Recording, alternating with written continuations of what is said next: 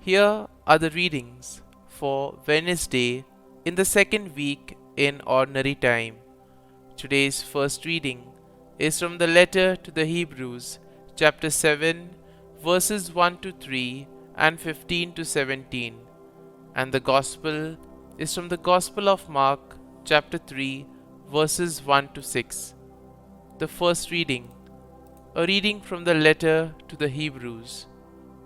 Melchizedek, king of Salem and priest of God Most High, met Abraham as he returned from his defeat of the kings and blessed him. And Abraham apportioned to him a tenth of everything. His name first means righteous king, and he was also king of Salem, that is, king of peace, without father, mother, or ancestry, without beginning of days or end of life.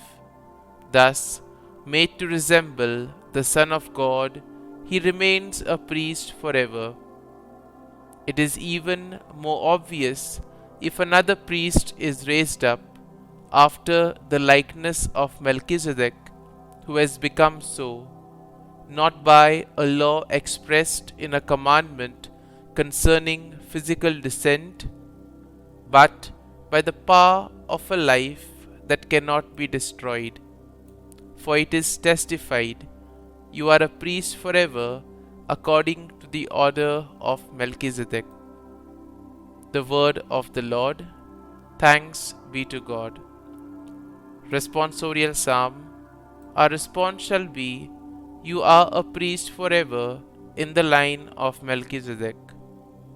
The Lord said to my Lord, "Sit at my right hand, till I make your enemies your footstool." Response. You are a priest forever in the line of Melchizedek. The scepter of your power the Lord will stretch forth from Zion. Rule in the midst of your enemies. Response. You are a priest forever in the line of Melchizedek. Yours is princely power in the day of your birth, in holy splendor, before the day star, like the dew, I have begotten you. Response. You are a priest forever in the line of Melchizedek. The Lord has sworn, and he will not repent. You are a priest forever, according to the order of Melchizedek. Response. You are a priest forever in the line of Melchizedek. Gospel acclamation. Alleluia, Alleluia.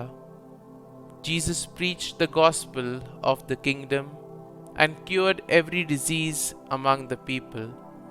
Alleluia, Alleluia. A reading from the Holy Gospel according to Saint Mark. Jesus entered the synagogue. There was a man there who had a withered hand. They watched Jesus closely to see if he would cure him on the Sabbath, so that they might accuse him. He said to the man with the withered hand, "Come up here before us." Then he said to the Pharisees, "Is it lawful to do good on the Sabbath rather than to do evil, to save life rather than to destroy it?" But they remained silent, looking around at them with anger and grieved at their hardness of heart. Jesus said to the man, "Stretch out your hand." He stretched it out, and his hand was restored.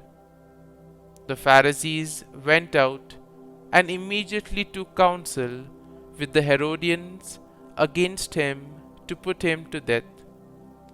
The Gospel of the Lord. Praise be to you, O Lord Jesus Christ.